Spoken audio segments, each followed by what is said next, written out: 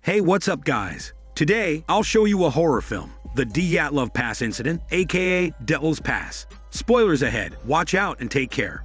The film is based on a true story. It's revealed that the Dyatlov incident occurred in February 1959 on a Ural mountain range, located in the territory of the Soviet Union. There, 9 hikers were found dead in the wilderness of the Ural Mountains. The exact reasons for the deaths are unknown, but the internet is full of different theories. In the absence of a convincing explanation, Soviet investigators attributed the deaths to compelling natural forces, closing the case for lack of evidence of criminal element involvement and sealing off the incident site for 3 years. Therefore, people around the world are still puzzled by this tragedy. The scene shifts to Holly, a psychology student at the University of Oregon, who describes the event and her intention to make a video about this incident with her friend cameraman. Their professor expects her students to make a documentary and wants them to put themselves in the shoes of the original hikers to better understand what really happened to them. The cameraman doubts the official version of events, which says that all 9 hikers of the Dyatlov group died of pneumonia on the same day. Therefore, they are motivated to find out the truth first. Holly elaborates on the details of their trip to Russia, saying that they must fly from Oregon to Moscow and then to a nearby city before reaching the summit. Their final destination is a snowy mountain known as the Mountain of the Dead, supposedly named by the indigenous tribe because of a number of strange deaths and disappearances throughout history. Holly and the cameraman are joined by 2 experienced climbers, Andy and JP, as well as an audio engineer. All of these 5 members are college students. Before heading out on the trip, the team trains on the local ski slopes. After a few months of extensive training and study, they finally leave for Russia. The scene suddenly cuts out, and we see a Russian news report about 5 missing Oregon students, who are presumably our protagonists here in this film. A search by Russian officials turned up the ruins of a campground, with personal items belonging to the students. Following that, several experts explained the students' disappearance as the result of the Yeti or extraterrestrial spaceships. On the other hand, the indigenous tribe residents are interviewed, and they have another hypothesis. They believe the disappearance was caused by a point where 2 worlds intersect and create a channel, allowing one to pass from one world to another in the spirit world, something like a portal.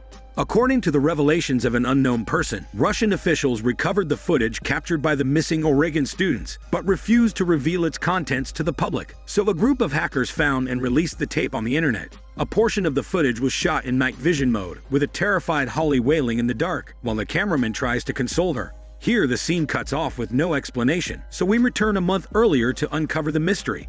The 5 students arrive in Russia and travel by train to the small town near their destination.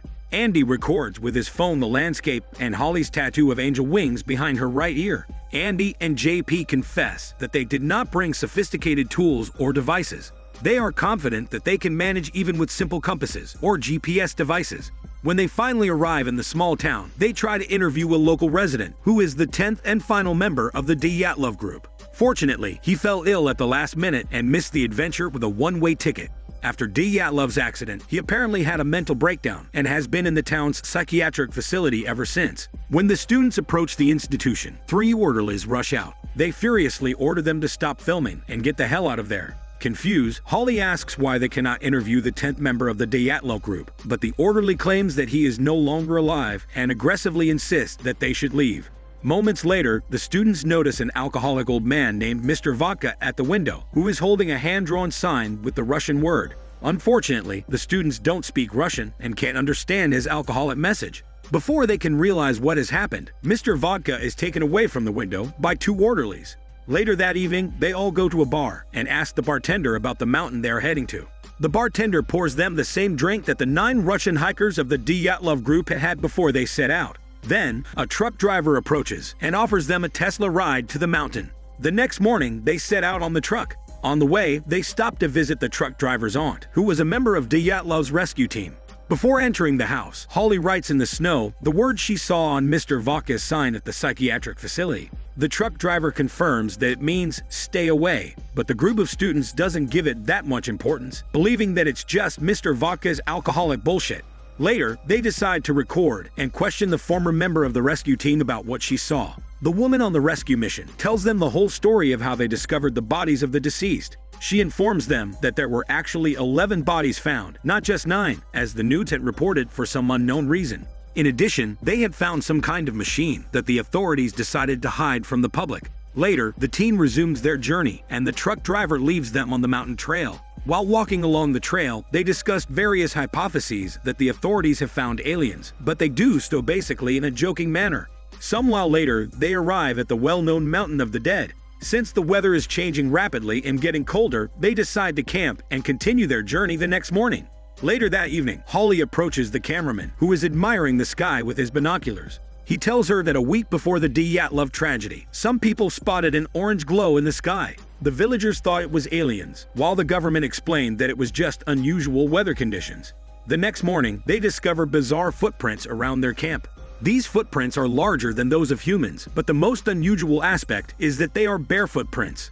If everyone was barefoot at this temperature, he would have frozen feet after only 10 minutes. The cameraman jokes that they are the Yeti's footprints, but Holly notes that these tracks appear in some areas and then disappear without traces, as if they had fallen from the sky. So the Yeti theory is no longer valid because he doesn't fly. On the other hand, Andy and JP suspect that Holly is mocking them by making the footprints at night while they were sound asleep like pigs. They resume their journey soon, but at some point they hear a strange noise and find more footprints like the ones before. They are all terrified, and to make matters worse, they find an abandoned weather station, inside which they discover a severed human tongue. It's weird since no people would use a frozen tongue for a tongue massage on a snowy day. Shocked, they stop for a few moments. Cameraman tells Holly about some mountains in China that produce a low-frequency sound that drives humans and animals crazy. He confesses that he heard this sound as a child when he was lost in the woods, and now he feels like he is reliving that moment. To lift his spirits, Holly tells him about her dreams, in which she saw these mountains and a door leading only to darkness. She interprets this as the destiny that brought them here to unravel the riddle together. Soon after, they continue walking and finally arrive at Dyatlov Pass, the place where the former 9 hikers died. They decide to stop and camp there. Holly marks the places where the hikers' bodies were found and tells them that some of them died in an unusual way. They had a fractured skull and ribs, but no bruises on the body. Andy and JP claim that they arrived here earlier than they thought, which is very strange. According to their calculations, they should have arrived here around midnight. Also, the GPS stops working and the compass points in the wrong direction. So Andy and JP recommend that they leave this creepy place and camp somewhere else where the GPS and compass work. Nevertheless, Holly stresses that they must do this for the sake of the documentary and convinces them to stay for the night. Later that evening, Holly and the cameraman check the radiation levels in the area. Holly discovers a snow-covered boulder and decides to investigate. She scratches the surface and discovers a cave with a door. The door has been made of metal and is locked from the outside, as if to hide something inside. Holly tries to open it, but the cameraman points out that it is too dangerous and they shouldn't risk it. Excited, Holly says that is exactly why they are here and convinces him to help her. After a few tries, they realize it is stuck and decide to try again tomorrow. However, they hide this from the others so as not to scare them. When they return to the bonfire, the audio engineer and Andy flirt and retreat together to a tent, possibly for a warm hormone yoga. The next morning, they heard loud and frightening noises. Everyone comes out of their tents and is terrified to see an avalanche approaching. They run for their shitty lives, but the avalanche is too fast and immediately kills the audio engineer.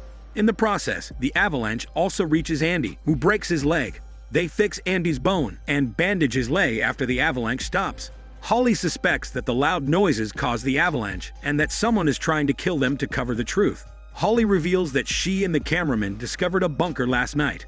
The others get angry. They decide to use the flare gun and notice the orange hue, which explains why the sky was orange the week before the Dyatlov tragedy. Authorities blamed the weather conditions, but in fact, the 9 Russian hikers had called for help using the orange hue.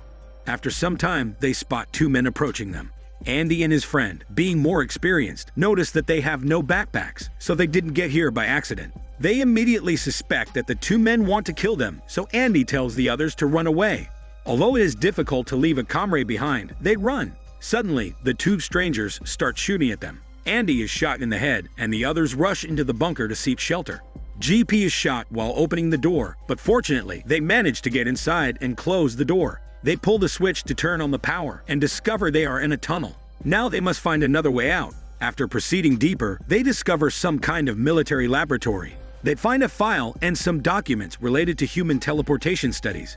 GP has been shot and cannot move, so Holly and the cameraman decide to look for an exit and come back for him later. Wandering around the lab, they find a booklet containing the files of Russian soldiers, each marked "Killed in Action." Most likely, they were killed because they saw something they were not supposed to. They find a metal cell containing meat hooks and some blood on the floor. They also come across a dead soldier whose tongue is missing, which explains why they found the tongue earlier. Suddenly, they hear a noise and go to investigate. There is an open door that they had previously found closed. They go inside and discover their exact camera, but the cameraman still has his camera with him, which is filming right now. Moreover, while looking at the recordings, they discover that they bring back the same footage they have been filming until now. Suddenly, JP starts screaming and the two go to check on him. They find two terrifying mutants that begin to torment them. The mutants move quickly like monkeys from one place to another. When they try to attack the mutants, they disappear and reappear from another angle. Nevertheless, the mutants don't seem intent on killing them, but force them into another room. Holly and the cameraman close the door and find themselves in a cave of sorts. They search further, and by throwing a rock, Holly discovers that there is a portal. They find drawings of some ancient tribes that probably tried to use the portal many years ago. With no other way out, the two decide to enter the portal, because if they return to the bunker, they will be killed by the mutants. They enter the portal and see that they have appeared outside, unconscious. Suddenly, Russian soldiers arrive, and we find that they have gone back to the 1950s, when the bodies of the 9 hikers were found. The woman who then appears on the scene is actually the truck driver's aunt, who claims that the rescue team has found 2 other unknown bodies besides those of the 9 hikers of the Dyatlov group. The military brings the 2 bodies found in the tunnel. They undress them to be naked and hang them on hooks. Finally, we see confirmation that it is Holly and the cameraman, because the female has the same tattoo as Holly. We can speculate that the Russians discovered this time portal and wanted to use it as a weapon during the Cold War. They sent several people through it and discovered that they turned into mutants, which is why the characters had found terrifying human skeletons. So the Russians shut down the experiments and hid the time portal from the world until Holly and the cameraman discovered it. This explains why 2 men, possibly from the military, were sent to kill visitors approaching the time portal or to lock them inside the cave. But here comes the most interesting and shocking part. Holly and the cameraman's lives are actually on a loop created by the mysterious portal. The dream Holly had mentioned and cameraman's previous trip to the woods are actually repressed déjà vu. The bare footprints found near the camp were left by the mutants, who we found out can teleport. So when they arrived at the lab, Holly and cameraman were being chased by no one else but their naked and mutant selves. This cycle will repeat until infinity every time they enter the portal. This explains why the mutants had no intention of killing them, but just forced them into the portal. Apart from the movie, the precise reason for the deaths of the 9 Russian walkers has not yet been found. To this day, it remains an enigma. This is Daniel CC Movie Channel. Stay safe and enjoy your day.